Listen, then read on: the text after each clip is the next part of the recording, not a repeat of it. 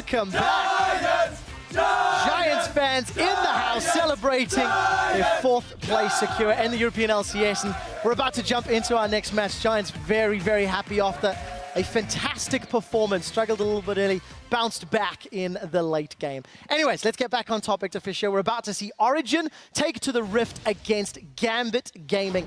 Origin will be on the blue side. Let's take a look at their roster once more. It is Soaz, amazing Peke, Niels, the amazing Mithy, and of course Leduc as the coach. Let's quickly take a look at the red side. It is Gambit in their home colors. They will of course be sporting Kabashar, Diamond, Betsy, Forgiven, Gosu Pepper, and the recently confirmed Sean's as their coach. Both of these teams have interesting early games. Let's put it that way. I think let's start with Origin on the blue side. I feel they're a little slower than their opposite numbers. They tend to not do a whole lot in the first 10 minutes, but then they accelerate quite rapidly as they get out of the laning phase. Yeah, Origin definitely not a team playing around the laning phase itself. It's more about the mid-game, roaming around and using these numbers advantages in their favor. That's what they like to use. I mean, we can see the difference here between 10 and 20 minutes for Origin. Massive difference here in kills for them. And Gambit is more focused on that laning phase itself, and that's where they might be able to pull ahead of Origin. Well, might be able to. Gambit's one of the teams that's at sort of the upper end of the bottom 7 teams we keep talking about, and Origin is not as good as the top 2, but they're clearly better than everybody else. Yeah. And somebody that I think I keep looking at is Mithy. Last week he was targeted by Fnatic. 3 bans directly at him. I don't necessarily think it hurt him too much because I feel the team ended up losing that game, but as you can see, most assists in EU LCS Summit helps when the rest of Origin are getting so many kills. Well, he is a fantastic support, and he's very vocal on the team and how they play around early game. We've seen one of the ways of shutting down Origin is target Mithy, but look what he's doing here against Elements. He's the guy starting the fights. He's always been a playmaker. I remember when he came into the LCS in Season 3, first game he played, he jumped in, he flashed in, he made big plays. He's not afraid of doing it, and it's so important for Origin when they don't get that lead in the laning phase. They can then rely on Mithy to start the fights in the mid game and use that to snowball. And of course, all of Origin play that aggressive style, much like Gambit, in fact. Gambit, whether they're winning or losing, they tend to be very, very in your face. Last week they went 1-1. I think I want to talk about some of their objective focus. You know, they did secure their first tower in their last 4 games where there was no lane swaps. And that's a big change. Very big change. They're also good in Barons. Now, this is the most recent weeks 3 and 4, because in weeks 1 and 2, it was nearly completely the opposite. Gave up 8 Barons in the first 2 weeks. Yeah, very big difference. Gambit were clearly trying to find the style. Again, we keep talking about how they had some problems, couldn't really practice coming in. Sean's joined for week 2 as well. But it's very clear how they've changed up the style here for themselves. It's a lot about lane dominance suddenly again, because you have Forgiven, you have Kabashar, great laners. Betsy gets more in the support role, and he should just sit there in the mid lane and hold his own. There's still some things we want to see get better for them, like Diamond and Eddie together, the synergy. We don't really see them roam a lot together. It's more about Diamond making a play on the top side for Kabashar, Eddie then trying to make a play on the bottom side for Forgiven. And it does mean they tend to be caught out. They are placing a lot of wards, though. I mean, Gambit is the team who places the most wards in the EU LCS. How effective they are, that's what we have to follow in this game here. Can they place them around the objectives they want to use, or do they just place them to place them? Yeah, you can see second highest among supports for Eddie in terms of placing wards. Diamond, highest. Interestingly, who's very close to the top of the tables is Roccat as well, who also places a significant number of wards. And even more interesting, both of these teams are at the bottom of the table, right? So, you know, both of them struggling a little bit, not using the resources as effectively. We're expecting a lot of aggression. We're expecting a lot of in-your-face fights between both Origin and Gambit. It is somewhat their style. What are we expecting from picks and bans? Where is the priority here? Because there's a lot of things that both of these guys like to do. Kabashard likes to carry, Soaz has been favoring that Smite TP Fizz top. So looking at how you ban against Gambit, they have this problem. We haven't seen a Kalista pick for them. And it's something Nils loves to play. It's something we expect him to pick if it's open. So it might force Gambit into to ban it. And then suddenly what Origin has done before is they focus bans on, let's say, the top lane, and then first pick a top laner for Soaz. And they try and give him an advantage, give him a good lane. And that's a strategy you can use against Gambit now, where Kabashard is this big carry here. We know Forgiven prefers Corki, Lucian, these kind of champions. So I feel like there are some AD carry picks where Origin might be able to get an advantage and therefore save some bans and use them directly at someone like Kabashard. And the other side of the coin, you could also look at Diamond Prox. When he's not had his hands on the likes of Gragas or Rek'Sai, his Nidalee has been quite underwhelming, in my opinion. Evelyn not really showing up, whereas we've seen Amazing running the Nunu to slightly better effect. So if they prioritize some of those jungle picks, maybe get Diamond onto a champion that he's not had a top-tier performance on in summer. That might be a tactic for them. Not expecting it. Not expecting that. I think Diamond has enough picks he can use. It's more about what kind of carries is Gambit playing around, and can they dominate their laning phase? Because if you're Origin, the only situation where you have had problems is if you fall behind in the laning phase. That's where you struggled. Because if you just have a standard laning phase, get to the mid game, you tend to outplay the other team, start racking up a lot of kills in the mid game. We looked at it earlier, and suddenly the game just snowballs completely. Yeah.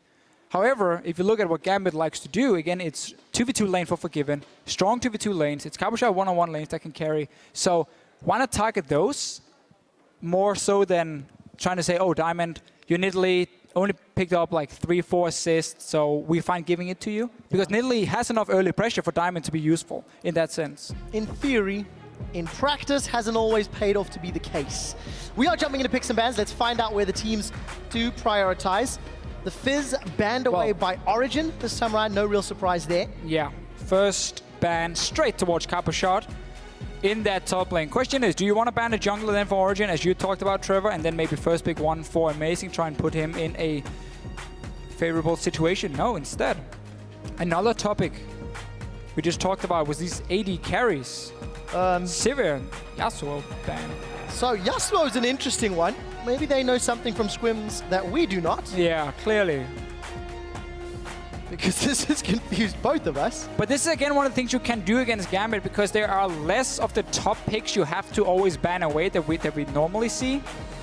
With the likes of Kalista out of the picture, you can start going for target bans, and you can, I mean, very clearly go for a, I guess more a predicted pick from them. Shen also banned away. So I would assume this is going to be 3 top lane bans versus Cabochard. Maybe the Yasuo is going to be flex also for Betsy in the mid lane. But Origin very heavily focusing straight towards Cabochard. So Gambit have 1 ban remaining. Kalista is still up and available. Jungler's still up and available. And the support will be the final ban. So Mithy's not going to get his hands on Morgana.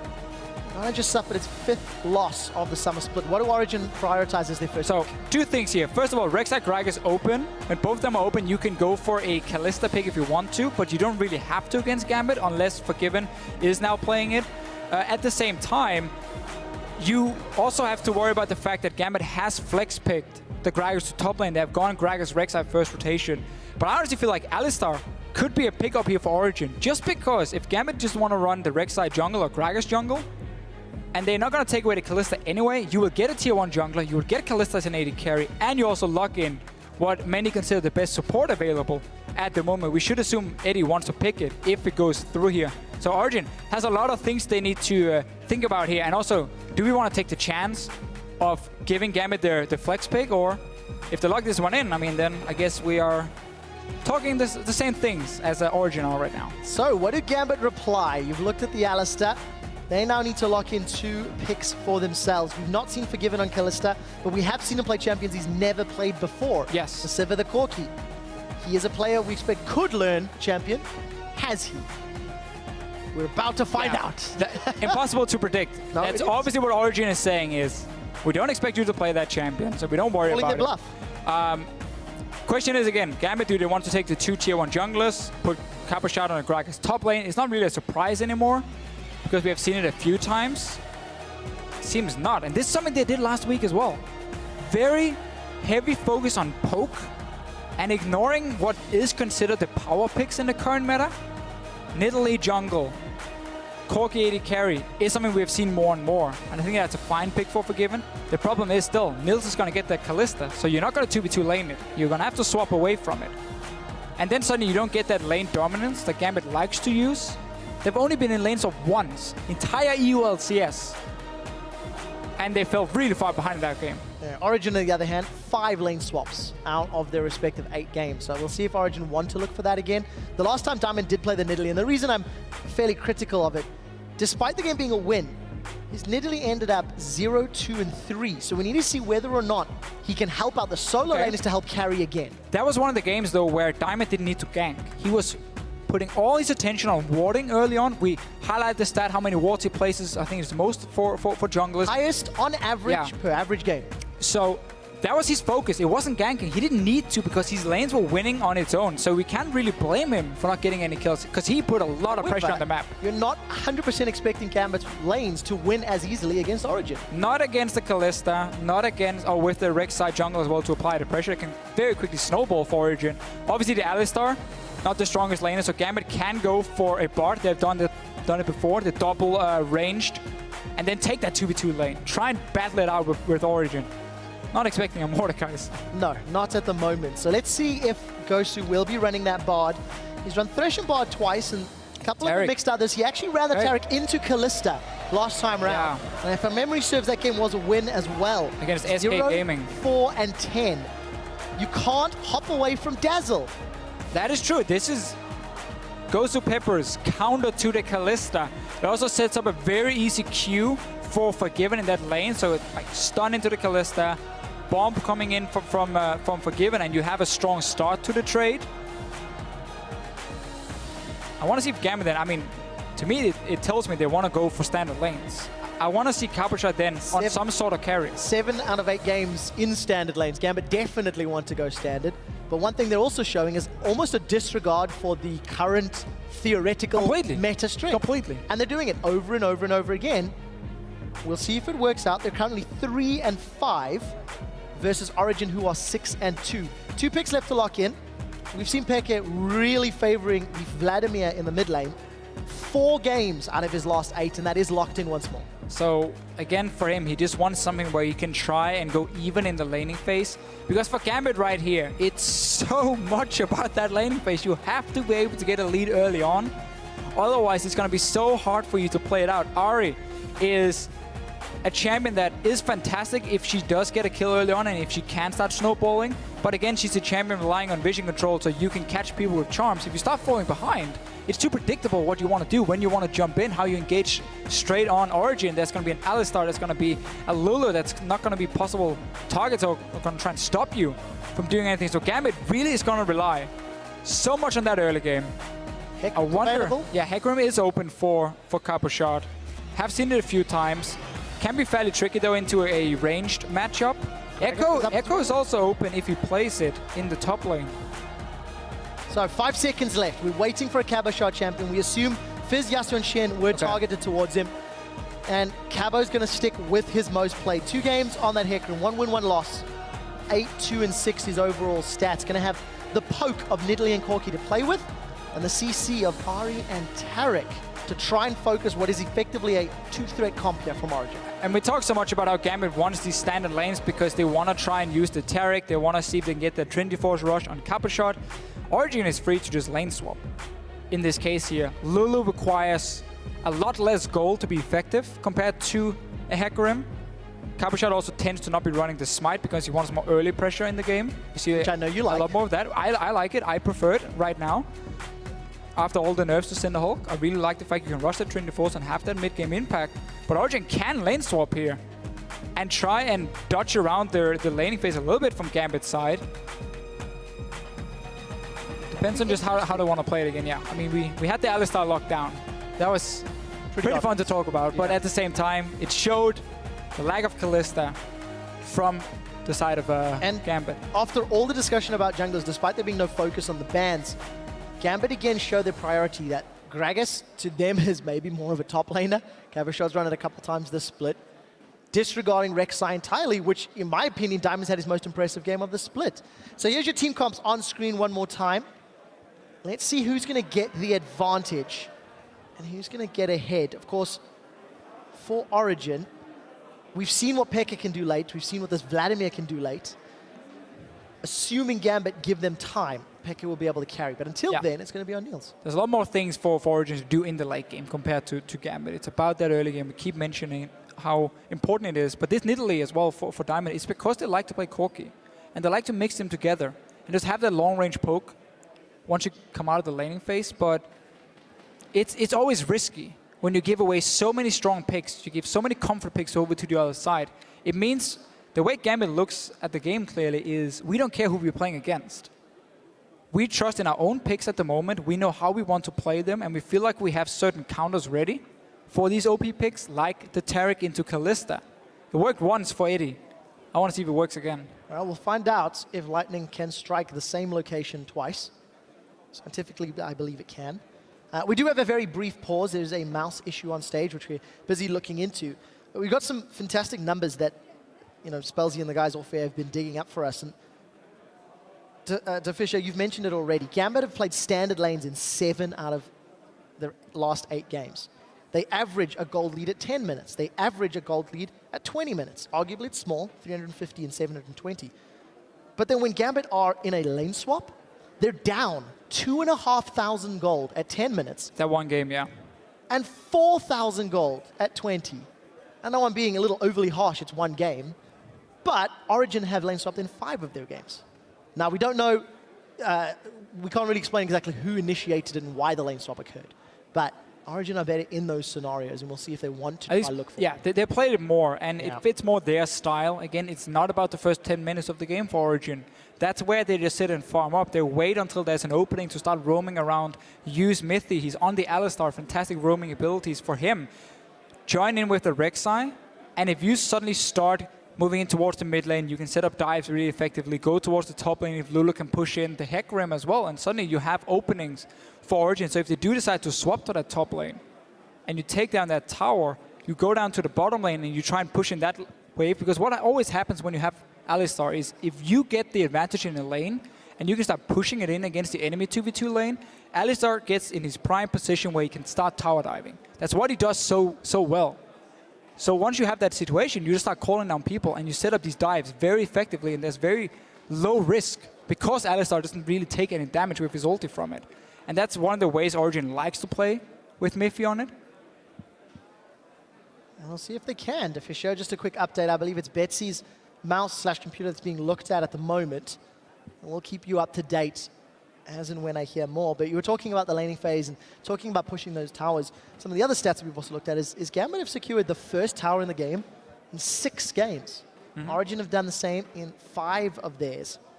So we'll see whether or not that style of pushing for towers will equate to any sort of control in the match. It is what Gambit really wants to do with their comp here. Again, it's very much about have the double Trinity Force spike, have an Italy grouping with a Ahri and Corki as well, and you have a lot of poke coming in. You can also do this where you swap Forgiven to the mid lane. Once the laning phase is over, you put Betsy in the side lane, Cowpershot in the opposite side lane. You have a 1-3-1 setup. Safe wave clear from Forgiven in mid. Opens it up for Ghost of Paper to start roaming on this Taric here. And suddenly you open up the map. But again, it all comes down to how well can you play that early game. Can you get into a position where you can start creating picks and set up these sieges here with Forgiven? Or are you forced to just get into big 5-on-5 team fights where Vladimir becomes stronger and stronger, where Alistar really shines as well? Well, it's good to see that Forgiven is in good spirits. Big smiles on camera. Goes through as well. We are in a pause, so players aren't allowed to communicate via headsets. And we'll be getting into this game quickly. We did see QA there on stage looking into that technical issue that we're resolving. And it's really fabulous to see Taric back into the game. And it's going to be pink Taric. Just informing people. Apparently, Eddie... He didn't do it last time. Yeah, that was the problem. That's a big problem. When you play really Taric, is. it's pink Taric. Armor of the 5th age. Else. Armor of the 5th age. As Gambit are looking for their 4th win, if they can find it. Currently trying to fight their way out of the bottom. I want to step away from the match and the picks and bans, because something that Crapper brought up on PTL and something that we've been talking about coming into this week was how you do have these top 3 teams, and how we feel Origin is at the bottom of the top 3. But there's kind of an opinion that Gambit could be near the top of the bottom 7. Right. It has to be proven, of course. But you kind of feel like they could be there, and this could be a good game to test how close are they to Origin and the rest of the top teams. This will really be a test for Gambit. They still have... It feels like there's no massive problem. It's a lot of small problems for Gambit they need to fix. One of them can be certain champion picks or champions they don't play. I guess we could even put that as a fairly large problem in this case, but unless they have these counter picks that works for them, then you start looking at how we talk about the synergy between the jungle support, Diamond, and Ghost of Pepper here not always being there, how Betsy has been fairly inconsistent in the mid lane. He's had great games, and then he has games where he gets destroyed in laning phase, and it costs Gambit a lot. Like it's still very relying on Copper Shot being the main carry. Yeah, and if Diamond can get him ahead as well. If he can, yeah. And it's fairly predictable, obviously. I mean, we saw Origin here. 3 bans towards the top lane. Even one we haven't seen Copper Shot play. We should assume that's for top lane. And that's what you can do when there are these picks you don't have to worry about, and you know it's so much about Copper Shot. And that makes it difficult for Gambit when they play the top teams, or when they play the top teams. Yeah, easy to shut down. So I did see that Betsy has reconnected to the server, guys. Hopefully, we'll be getting back into this game in a moment or two. The crowd is excited after that brief pause. We're loading up now. Origin doing battle with Gambit. The flags are lit up as we load up onto the Rift. And you do see Mithy has been soulbound with Niels. I want to have a look. Gosu, is he wearing that armor of the 5th age? He is, and Beautiful. he's looking fabulous. And he's starting boots. This is something Ghost Pepper did in the spring split in a few games. He wanted to basically be better at roaming. Doing the same thing here on Tarek, and also wants to make sure he can get in range for that stun onto Niels. We're just going to see stats on the Kalista. Very impressive numbers, obviously, when it comes to KDA. 100% win rate as well for him. Slacking in kill share. Yeah. Not good enough, buddy. Put up, Niels. Not good enough. Obviously making a small joke. We just see Gosu going to invade. No deep wards just yet. It looks like we may be getting ourselves into the standard lanes, for the moment at least. Although Mithy and Niels are in fact moving away. So let's see whether or not they can stick to this. Very defensive start for Origin here. They're trying to show themselves at standard start locations, like down the bottom lane, near the crooks. You have your dual lane standing in case Gambit were invading in, placing a few wards to try and spot them. But as we mentioned in the pick and ban phase, nothing really stops Origin from just swapping to top lane. No smite for Coppershot. He's going to try and do a camp, as we normally see it at level 1. And then he's going to realize that both Mithy and Niels is going to show themselves top lane. So this should slow down Gambit a little bit, at least in the start. But we tend to see the 4v0 push. And when you're the ones starting the lane swap, you can often start on the weak side of the map with your jungler and top lane. That's what they're doing here with Amazing, something Origin likes to do. Because Gambit would have to predict the swap and then invade into this red buff to stop him. Otherwise, you just pick it up for yourself and you move over and take your blue buff, and then you are already on the top side of the map, ready to 4v0, because there's of course no freeze when you take that camp at level 1 from Origin side. So everybody is involved in the jungle until Niels and Mithy have now shown. They secured Gromp. Gambit are aware they're now in a lane swap scenario for only the 2nd time this split. And let's see how well they handle themselves. We did see Peket. He also started boots into Betsy's Ahri in that mid lane. And Pekka's not been required to carry as far as Origin are concerned. He's been able to rely on the rest of his team, but you can see with the utility from Soa's top, Pekka will need to get himself into a good position for this game. Whenever we go late game and we get to the big team fights, Pekka really steps up. Yeah, always have great late game fights for himself. But he's also picking the scaling champions. I mean, Vladimir is not a champion you pick to destroy your laning phase. I mean, you are here to scale up. You're here to try and neutralize the Ahri and make it a bit of a farm lane in the early game. You obviously don't offer a lot of long-range safe wave clear. That is a problem for Origin. It's mainly going to be about Soas here, and he's going to be stuck in the side lane with his teleport to Origin. Can't really afford to fall behind with what Gambit can do. And now this is a problem for Gambit. They're coming way too late to the top lane. Notice what Origin did here. They skipped the blue buff. This is what H2K has done before as well. They skipped the blue buff, so now the timer Gambit has in their head is like, okay, they're going to do red buff, they're going to do wolf, they're going to do blue, so we know around like 3:40 they're going to be around top side. But when you skip the buff, you're there 20 seconds earlier, and suddenly you zone them away. Gambit, why are you here? We've seen this end so badly in the LCS. Gosu's low, he's being burned down, but he stays alive. He gets the inner turret shield. Because of pink Tarek, by the way. And it is purely those power pink pants that kept him alive. Origin, however, zoning Gambit away, and they were running out of minions. Forgiven's been left alone in the bottom lane. Yeah, but Forgiven is pushing on his own, so Origin should be able to take down this tower, swap back down to that bot lane as well. This is the whole objective, and it's all about the fact they came up here earlier. Gambit were hoping to move 3 guys under the tower so Capuchat could farm and stop the 4v0. Tricked by the timer, by the lack of blue buff. Tower goes down, and once you're stuck there in that 3v4 between towers, there's not really anything you can do because you won't be able to fight. And if you start recalling, you will be in the bottom lane way too late as well. But Forgiven, realizing it's tough for him to get that tower, he has to swap back from Origin. Can they stop him from killing the bot lane? Then suddenly you have a tower advantage from Origin. Very smart start. Well, we'll find out if Origin can continue that lead. Decided no, it wasn't the pink Taric, it was the boots. Because it allowed Gosu to run away quicker. So we'll keep an eye on Diamond. Picket should be able to have that Sanguine pool, and he does. Takes a big trade. And he's going to use the last of those biscuits.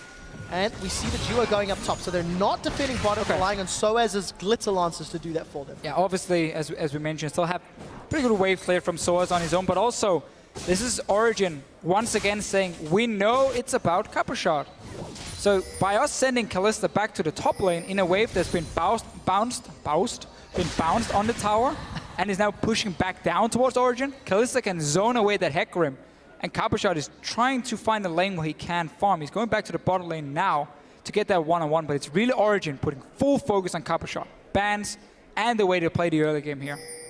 And we do see, of course, Gambit responding. I'm going to send their duo up. No immediate pressure on those dragons. Origin have got great dragon control this split. They've actually secured 22, the second highest out of any EU team, and only given up 14. They're not going to have a lot of impetus on that right now as we see Diamond maybe looking for a dive. I guess if you combo with Dazzle, there is some damage, but good headbutt pulverize is very difficult under a tower. We are also very early in the game. Diving 3v2 is going to be very risky for Gambit. Instead, they get the 2v2 lane they were looking for. Capuchat gets his one-on-one lane in the bottom lane, but Origin's already got that tower advantage, and this is the trade. Stun from Goes to Pepper. Bomb landing here from Forgiven, and that's how you want to trade very quickly. Short trades from him. Capuchat will take a lot of poke, but has pretty good all-in. Soaz will hit level 6 though, and then not really a whole lot is going to happen. Well, Capuchat does have Ignite, so if he does find Soaz running out of consumables, potential for the kill is there. Is burning through all of his drinks though, so Capuchat staying healthy. They have a ward placed on the blue buff. They see Diamond on the top side. Instantly, we see Amazing come down to the bottom lane. Again, pressure on Capuchat. Stop his recall. He's low. He's alone. 2v1. Minions are coming in. Another recall stopped. Capuchat is really in trouble. No flash. Betsy's now coming down trying to help him, but that's going to cost Betsy now in his own lane. So suddenly, by Origin doing this, they keep pulling Gambit around. Question is it enough? Yes, you are distracting Capuchat. Yes, you are denying some CS for Betsy. But Cabo is still even with Soaz. Betsy still slightly ahead of Peke. And we'll need to see whether or not Gambit can find the mid-game fights they need. I really like Origin the later this game goes. Once Niels gets his hands on a QSS, that Dazzle isn't as dazzling anymore. And we do see Gambit trying to push in this tower. So 61 CS for Forgiven, 55 for Niels on Kalista. Cabo was able to back pick up those Merc treads, and our sort of standard laning phase is playing out. It is, but still that one tower of Origin. Another trade from Gambit. Don't even care about the Alistar because the damage has already been dealt. Just stunning and Q from Forgiven is already in the air. So not a whole lot maybe they can do to defend Niels in that case, or just stop the auto attacks from Forgiven. But these trades will keep happening over and over and over. At least helped even out that trade somewhat, I think, from Mickey's side. Sustain from Taric, sustain from Alistar. For Alistar in this situation, I feel. Just a lot of pressure being put onto Origin's lanes, with the exception of Capuchat a few minutes ago. Oh, good charm from Betsy. Origin wants to find a chance to push out that top lane and swap Niels and Mythic back to that bottom lane here. Amazing was up there very quickly, showing himself, but they want to see if they can keep finding Capuchat, or at least start setting up where there's a tower, a tier 1 tower, because then you can start using jungle pressure to set up dives with that Alistar. Gambit though, I like this play here. Betsy, he's winning the mid lane against the Vladimir pick from Xpegas. This is what has happened a few times. Amazing's gonna go down, Spirit Rush is up. not even going to get needed. Betsy lands the chomp, Diamond goes low. But first blood secured for Diamond Prox. Ghosting. He didn't want that. That's a flash forward. Hemo play comes out. That might be enough to secure the kill. Sanguine Pool is going to keep Betsy in place. Piquet is going for the kill. Not going to secure it this time round, but the Transfusion Hemo Plague. That's an early kill onto Piquet. And a very important trade for Origin. First, it was a nice move from Gambit, winning the mid lane, play around it here. You force Piquet back to base, you come with the Nidalee, you start pushing in the tower, Amazing goes down, but then Piquet managed to get a return kill, stop the push, stop the tower from going down, because Origin is all about keeping your towers alive here. You want to keep them alive, you want to have a slow laning phase.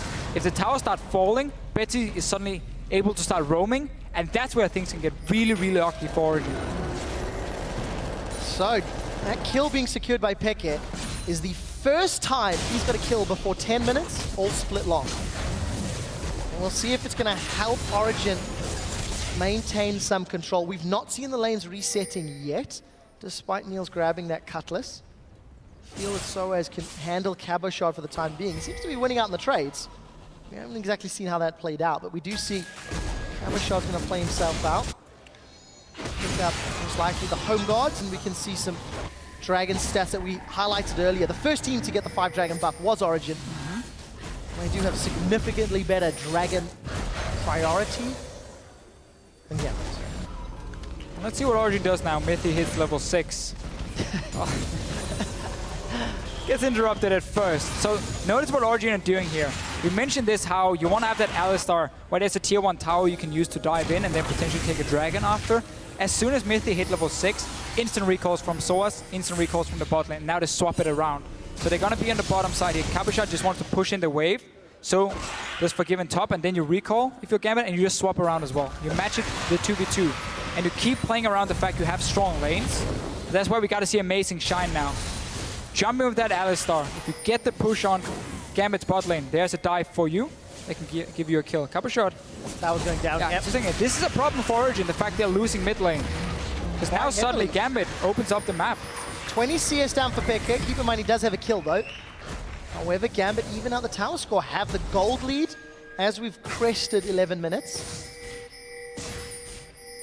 And now we need to see how Gambit handle themselves. Duo lane from Origin down bottom. Cabochard backed and is prancing his way up top. So he can't get tower dove by that Rek'Sai Alistar combo. And we'll see whether or not Forgiven and Gosu can fend off this pressure. So far, Forgiven's farming up well. Niels is opting to go Blade Leader and King first as opposed to Bloodthirster, like we saw earlier in the day. Also be able to deal with Cabochard in the one-on-ones we're gonna see. Have a bit more self-sustain and peel against him in this case here. It's gonna cost him a little bit in terms of pure burst damage, where the flight AD is great for Kalista. But if you get to sit there and land multiple auto attacks, the Blade Leader and King is gonna even up in terms of damage for him. Yeah, and we are in that time period now where Origin tend to be a lot more active.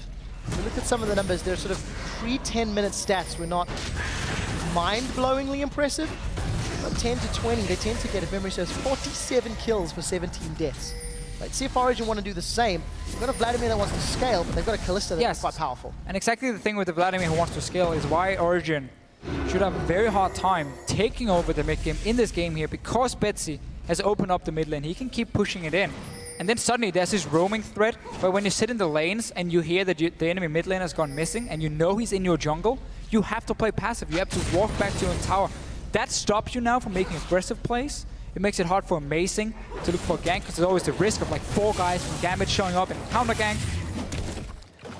We need to see if Soaz can keep control of Cabochard as well. If he can keep pushing in top lane and force Cabochard to stay in lane and never have that home guard TP, that's a good way to keep him down. Soaz obviously will never have the same impact in terms of his teleports. Lulu home guard. I mean, it can work, but it's not as effective. Come on. Not the same Teleport punch. Wild Growth. Have a giant Alistar in your face. So we do see now some strategic decisions need to be made by both of these squads. Basically even CS across the board.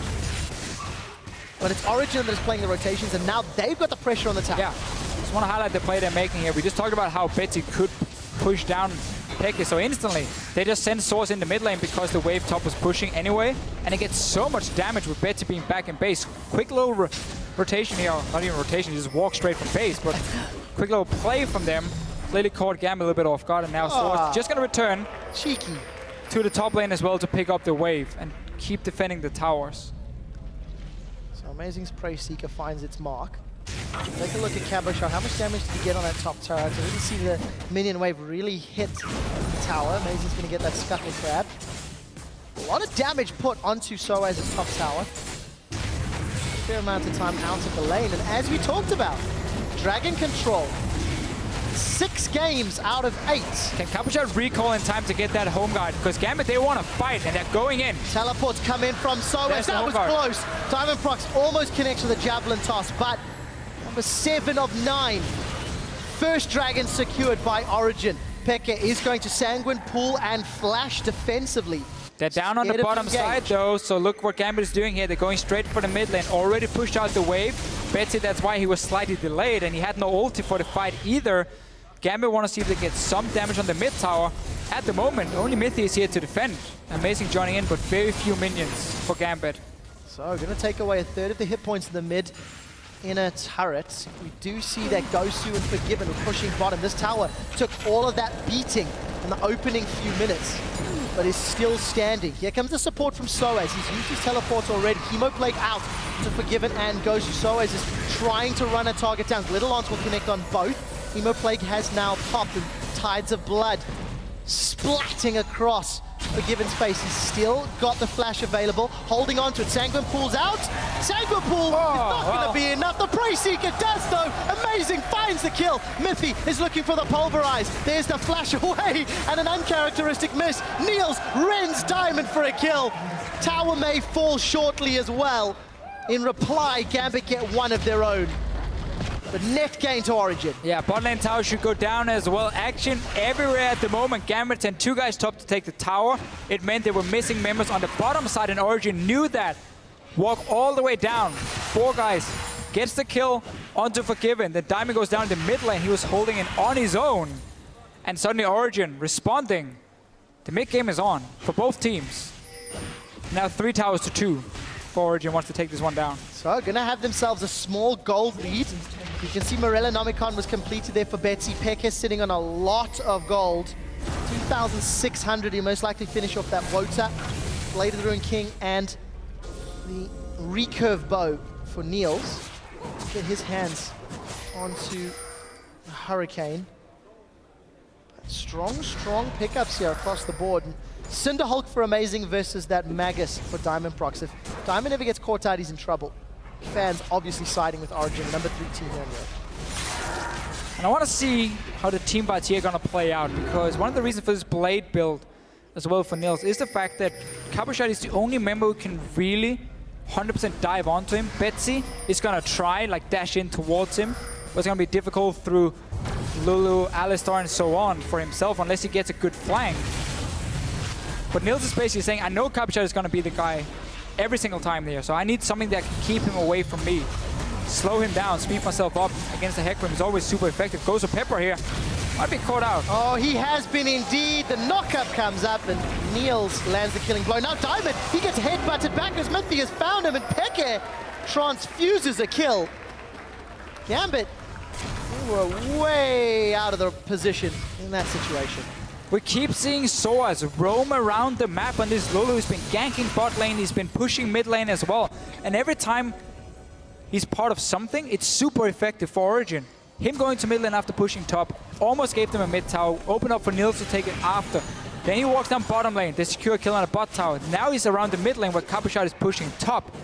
It is really well played from Soaz how he's moving around on Lulu. And he's always trying to go back and catch the wave once it hits the tower, and then push it back up with the Lulu, and then he roams away again. We're keeping our eyes on Amazing for the moment. This is actually the first time he's played Rek'Sai this split. Doing a fantastic job of it. He's been prioritizing that Gragas 4 games. Then Evelyn, Sejuani, Nunu. He seems to be in the right place at the right time, and for, honestly, for all of Origin, they just seem to be making the right decisions. Now, I did say in picks and bans, I felt the Nidalee was questionable. Amazing even stole away the Gromp, I think that was. And it's 1 and 3 for Diamond.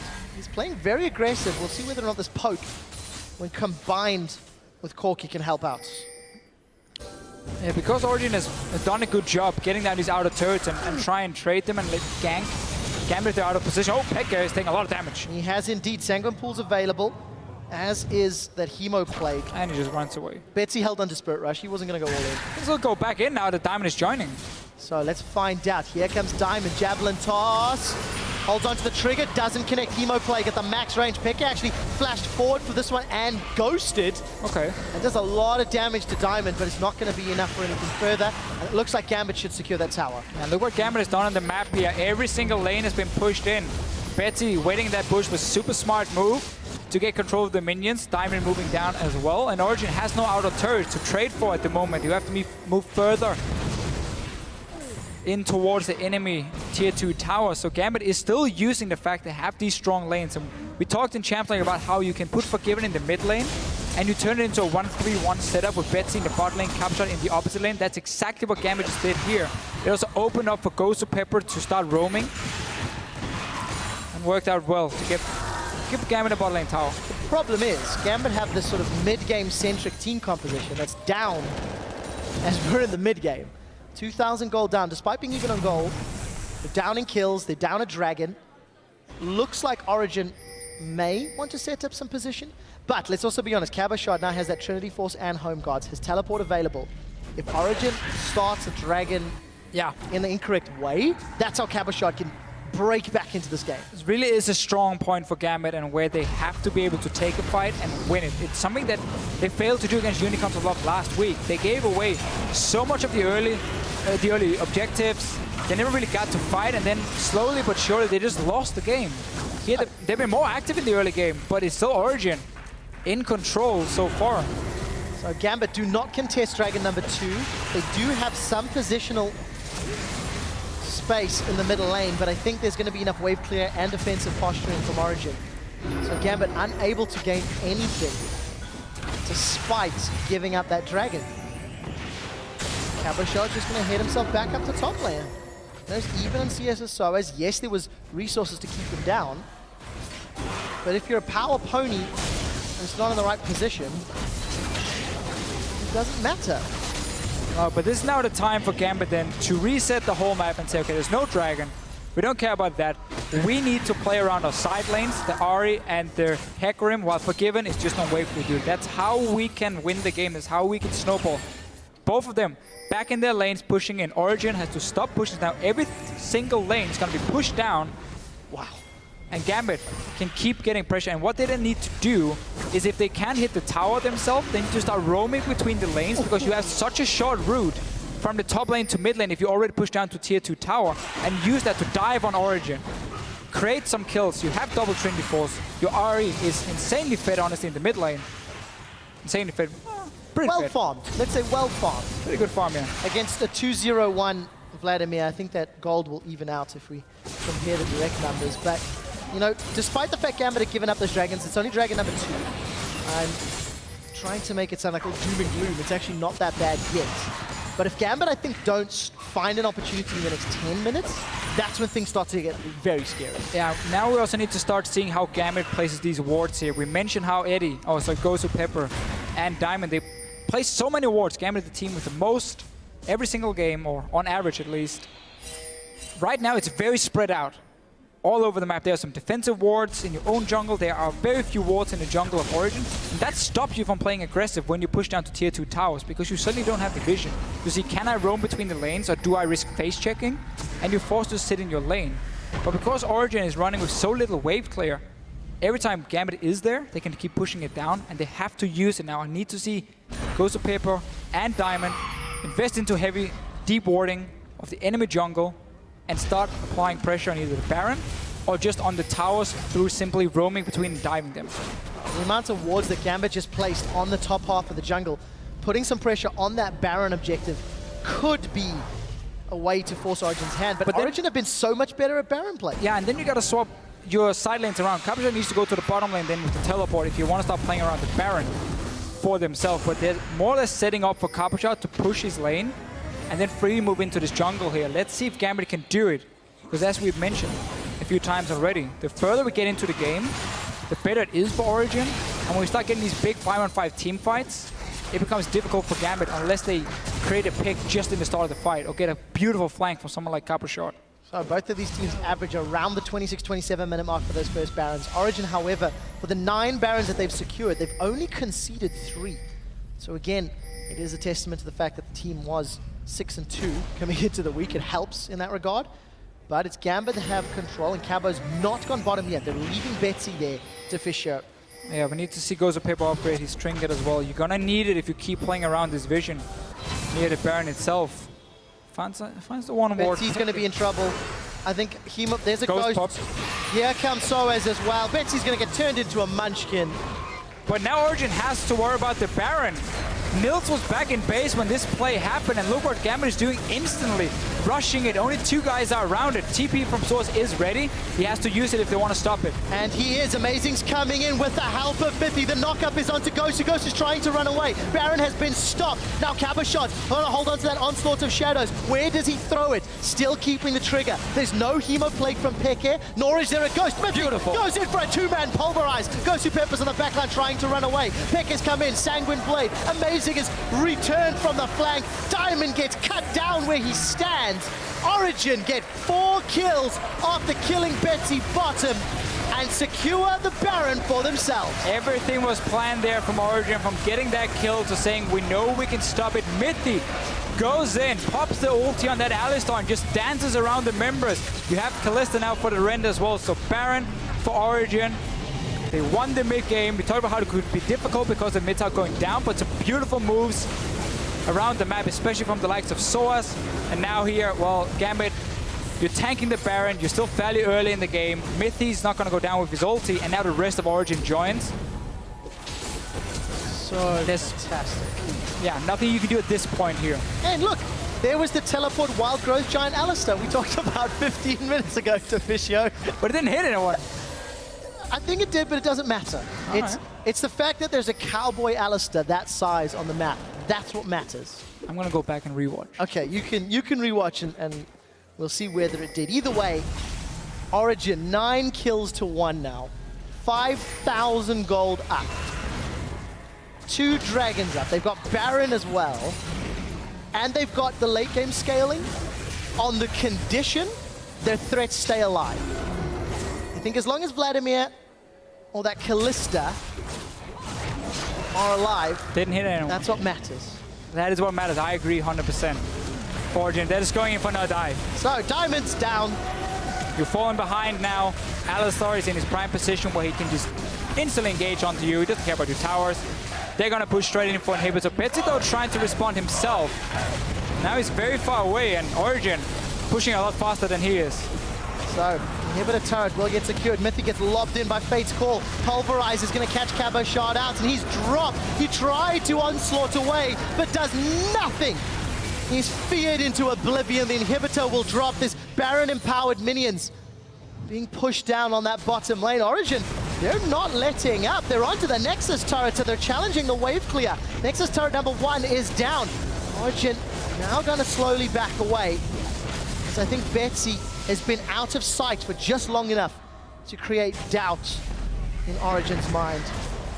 And Gambit may be waving the flag of surrender unless they can pull off a miracle. Down all across the map, and supers to deal with as well. Yeah, we need to see some great outplays from Gambit if they want to pull the way back into this game here. It's still going to be around these individual performances, like Betsy trying to get a kill one-on-one against maybe Peke, but it's so difficult now against this Vladimir the later we get into the game as well. And, I mean, we've already hit the late game, obviously, in Origin, in full control. And we're going to highlight as well, Caboshot opted into this Hecarim. It was the last pick. He's not done anything. He's farmed and he's pushed lanes. The focus was on him though, from Origin in the start of the game with the lane swap. Look at all the warding they had around Baron. This is Gambit I'm talking about. They've not found an opportunity for Caboshot to TP in and get an onslaught onto Origin. That's why I feel like this is a team effort from Gambit that's failing for them. Yeah. They haven't been able to use the 3 pushing lanes to create any tower dives, to create any picks. We haven't really seen a very good use of your deep wards. There was the one time around the Baron itself, but it seemed like Origin were in control there. They were like, yeah, we're just gonna go gank a bot lane because you have no TP there. Well, you are an Ahri pushing on your own, I mean, and we know we can go stop the Baron. And that was where it was really the last chance for Gambit to use the mid-game spike for themselves. Mythy reading the situation. Unbreakable Will comes out and fires the pulverizer tad early. We did see that Gosu Pepper, rather Forgiven, and Betsy going to be able to get away. As it stands, Gambit just a little bit out of sorts, trying to find a way back into this game. Yeah, you're trying to hope for that. I mean, you know you can't really start split pushing again because Origin can just group up and like pop Talisman and force a fight and then maybe end the game. So you're trying to hope for that one last fantastic team fight that's gonna turn the game around for you. Where can Gambit pull it off though? Top lane tower is the last outer turret for Origin here. You can see both Diamond and Gosu Pepper trying to ward up their own jungle to maybe hide in there, see if they can create a trap for Origin. But you need Capo Shot and Betsy to just destroy Niels in the start of a fight. Remove a lot of the damage. Problem is obviously also their Vladimir is going to be super annoying at this point. So we'll find out whether or not Pekka can control the rest of the game. He's 4-0 and 3, nearly 300 CS. Yeah, now Origin obviously up in the top lane pushing in. We mentioned here how now Gambit might have the chance. They're going in. So we'll find out. Gosu Pepper is down. We do see there's Mythy with the headbutt pulverized combo. Betsy spur rushing away with Xpeke out. Can Niels clean up? And the simple answer is yes. He's got himself a double kill as they turn their attention onto Cabo Shot. The onslaught of shadows is there just to keep Cabo Shot alive. The exhaust will hold him in place as Niels will get himself a triple. Origin will get their 8th tower and they set their sights on the inhibitor. Gambit had to try this point here. They were waiting, trying to see if they can get the jump. They got Pekka down, but that's about it. Origin still so far ahead of Gambit in this game here, and they're looking to finish everything. Look how short those death timers are. 10 seconds left before Forgiven is up. Origin gonna play this one a little bit safe and secure another inhibitor turret. Gambit moving their way up. Tower not gonna go down just yet. Minions are pouring in. With Baron up in a minute, Origin are gonna have the pick of the litter for objectives to close this one out, and they get their 10th tower down. League of Legends by the numbers. Every single thing that stands between Origin and the Nexus has been taken. Well, Amazing might be in a little bit of trouble. Diamond is going to pounce forward. Amazing's going to interrupt with the knock-up. Look at Soez's position. I don't know if he's going to be able to catch up. Amazing's going to tunnel through the wall. And we're going on the great chase. Betsy's even spur rushing for this one. An Amazing with an incredible escape. Gets out alive here. Gambit, if they had killed him, could maybe have gone over for a Baron. Try for that one, but for now Origin is just going to wait it out. Now you have so many options. I mean, do you want to take a Baron? Do you just want to go straight in? And this is what Origin did last week as well, when they have a very strong lead. They play the safe close. They did. Get the objectives, get the aspect of the Dragon and the Baron, and then look to finish the game out. That's the smart call, especially when you've got such a fed Vladimir and Kalista. Force Gambit to come to you with their 10,000 gold deficit. Just pop them to win the fight. Read around. Don't want to risk a potential smite steal, even though you have the Kalista Man, and here's the fight. Well, Gosu gets caught up by Fate's Call, and he's down. Niels goes legendary with that rend. 5 versus 4, it's not done yet. Mythy used Righteous and the Coin to engage, and Amazing is just zoning them away. Look at those rend stacks climbing up, 15, 16. Diamond's going to need a miracle smite steal to make this work. Mythy is going to throw it on Unbreakable Will. Up to 30 stacks. We see Diamond is down. Amazing gets the kill, and Baron, number 2, secured by Origin. Officio, to go back to our pre-game discussion, Origin clearly the 3rd best team. Gambit have a lot to prove if they want to break into the top 3. Focus for them at the moment is clearly just still on improving as much as possible every week. We have to remember Gambit started 0-4. week 1 and week 2 where they couldn't practice properly. Then they got a lot better week 3.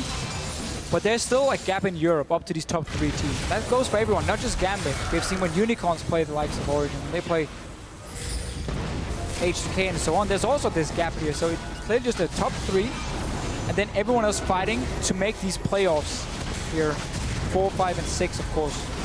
Origin gonna get down this inhibitor, and let's see if they want to go for another one. Well, it does look like they want the fight. Diamond Prox has got caught out a little bit. There's no unbreakable will for Mithy as we see transfusions being thrown out from Peke. Chemo Plague is on cooldown, but there's only one Nexus turret to get through. And there's still an inhibitor standing. I retract the statement. There is no inhibitor standing.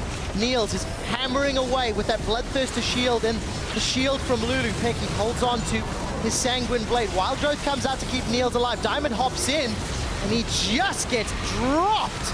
Onslaught of Shadows is there to kill Mithy, but that's not going to be enough. So as Niels, all of Origin moving forward. They want to go for the Fountain Dive, going to prevent it this time round. Nexus is the focus, and at 35 minutes, Origin clearly hold on to third. Definitely had a plan from the start to how to play against Gambit here. We saw a very clear focus on Capuchat in the early game. The lane stop at first, denied a lot of farm in that case here. Then they kept Niels in the top lane to try and deny Capuchat even more, force him to go to the bottom lane. Suddenly Amazing showed up, a lot of focus there on shutting him down. Also the pick and ban phase. And once again, we see Gambit give up so many power picks to the other team. Alistar, Kalista, Rek'Sai for Origin here. And I thought it looked a little bit difficult for them in the mid game when the mid tower went down, because Betsy won that lane against Pekka. I was like, well, this might open it up for Gambit now to really start roaming around. But then suddenly Soas on his Lulu is just everywhere. Push out his lane, then suddenly he's ganking bot lane, and that gave so many kills to Origin and made them able to respond in the mid game and even out the goal. And just to highlight something really quickly, Capuchat's Hecarim dealt 5,700 damage to champions that game. 5-7. Mithy's Alistar dealt 5,100 damage to champions that game. Mithy on Alistar was way in the front. And this is what I want to go back to and talk about, is how Gambit as a team, they had vision, they had control points, they were pushing lanes, but they didn't find a way to use the resource that was Capuchat.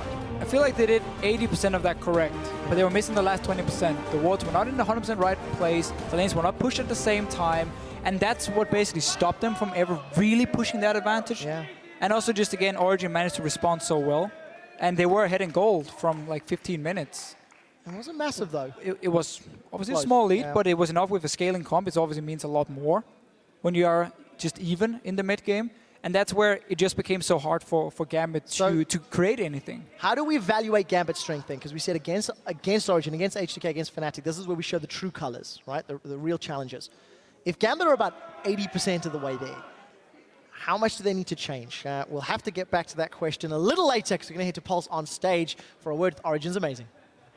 Don't lie to me. Thank you very much, Trevor. I'm Pulse. I am joined, of course, by the jungler of Origin. It is amazing out here. Now, that win was pretty clean cut when it got down to it, but I want to go a little into the past with Champion Select. Did you guys get everything that you wanted? Because then Diamond, he didn't pick the meta jungler. He went for the Nidalee, and then we also had the Taro pickup as well. You guys focused out Capuchat.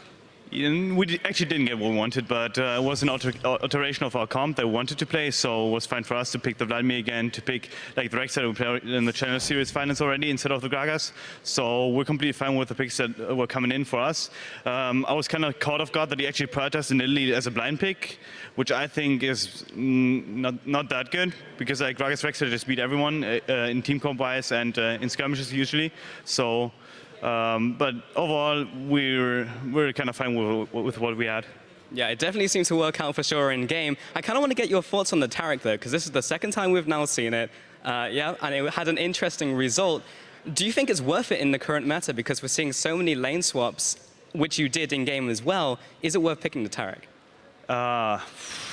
I don't think so. Like, simply because Taric is so one-dimensional that, and that's something you can't trespass. Like, well, it doesn't even matter which comp you play. It doesn't matter how you play.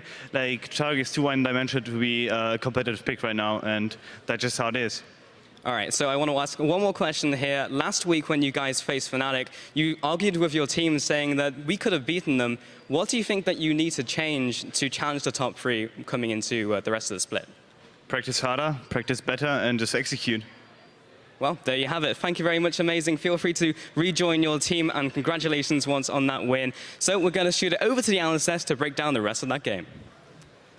Thank you so much, Pulse. Yeah, that Herr Stuckenschneider, practice harder, practice better, and get executed in the jungle. And get executed in the jungle. Probably not. No, but it is quite interesting because we keep talking about, or you keep talking about what are the things that a top team needs. For them, it seems to be still quite focused on just practicing and getting better at the basics. They are, after all, a first split in the LCS team. Yeah, and if we see at what's working for them, well, we hear the crowd go nuts over, I presume, Fnatic getting on stage. What's working for OG here is the draft, and what's not working for Gambit, in my opinion, is the draft, because on first rotation they picked Corki Nidalee when Kalista was open, because OG just simply picked Alistar first rotation and said, well, we don't care, you're not going to pick Kalista, Forgiven doesn't play that champion, so they got Alistar, Kalista, and a tier 1 jungler, while Gambit opted for the blind Nidalee, and it's just, you dig yourself in such a deep hole, and then you need to outplay to get out of it. Yeah, well, it has worked for Gambit in the past, sometimes changing the meta, especially from that jungle out. So what factors do have to work? Do you need to have a base of meta champions and then you can have a new pick in there or a different pick? Or do you just, in the case of Gambit, knowing that you're still working on your team, need to go all standard? That's about as many questions as Gambit need to fix in play right now when it comes to their picks and bans. It's interesting. Pulse talked to Amazing there about the Taric. The Nidalee is a little bit of an odd, well, not an oddball. It's still good, but as you said, Rek'Sai was available. Just Gambit's pick and ban just didn't really sit well. I can see what they were trying to do with the first 2 picks, but then to try and pull that off is so difficult when you're letting so many tier 1 picks go away. The reason you can play meta champion is because there's so many examples of how to play them. If you go off the grid, then you need to play differently, and you see that there's a bit of shot calling issues on the side of Gambit, and that's exemplified in our first replay. If we can get that on your screen right now, we see a repeat of what Giants did last week against H2K. They grouped up in the top lane and they tried to sneak under that tower, but yet again they did the same thing. So on the top lane we know what happened. They're going to aggro on Pepper and they're going to force him off and they're going to deny the creeps. So this is so bad for Gambit. However, they have one saving grace. I think Soaz should have teleported here, and that's why I wanted to see that replay, because we've seen it. Forgiven, that's two and a half waves. That's like 16 creeps almost that he denies to that tower that Soaz could have picked up. Imagine if Soaz teleported down to the bot lane. Gambit would have just straight up lost the game. Right there. Game over. No comeback possible, because with Cabochard down, Gambit seems to struggle, and that would have put Soaz roughly in a full level XP advantage, in addition to what he had already gained. So he'd be the 1.5 levels plus the lane control ahead against Cabochard. That would have been straight up game over. Yeah, that would have been game over. It took some 10 minutes more. OG got rolling. Xpeke got his first kill before 10 minutes, which was the first time in the split. And once OG is snowballing, there is almost nothing that can stop them, which has been their strength. And it really didn't help Gambit that they were so low on kills for the majority of that game. I mean, there was a point where the game was 17 kills to 2. Gambit just could never really get anything. They got a dive onto Amazing in the mid lane, but nothing really much more than that. Quite unlucky for them. Very, very convincing from OG. And it's almost time for us for our game of the week, as Fnatic looks to match their LCS win streak record against H2K. And before we go, earlier we asked, what do you think makes a top tier team and why? And Schleia actually tweeted, hello Tony, good atmosphere, good organization, and good draft makes a top tier team so players can focus solely on the game. Yeah, draft is something we touched on already, and it's definitely not lying. I definitely agree with the atmosphere. If you see all these teams, they have a lot of camaraderie in there, and I think Tony, our beau gosse, as we say in French, is absolutely right on the money there. In addition to what we mentioned earlier, you need all those factors, and then you need to have it consistently as well, and I think that's showing, especially in H2K and in Fnatic, and mostly to an extent Origin as well. Yeah, and in H2K, there's actually a cool article over on lolesports.com about the bromance between Hjarnan and Gussing, so go check that out, and we'll be back in just a few minutes with Fnatic versus H2K. How sorry will you be right now, huh? Huh? Yeah, what do you do? And oh, look at this, dude! Oh my god, amazing. Can you put the volume of Amazing lower? Actually, can you just mute him? Holding on to it, Sanguine pulls out. Sanguine pool is not going to be enough. The Prey Seeker does though. Amazing finds the kill. Go. I'm behind them, I can flank. Fuck him! Ult me. No, don't. Ult me now. Okay, go now. No smite. The headbutt pulverized combo. Betsy spur rushing away with Xpeke out. Can Niels clean up? And the simple answer is yes. Origin clearly hold on to third.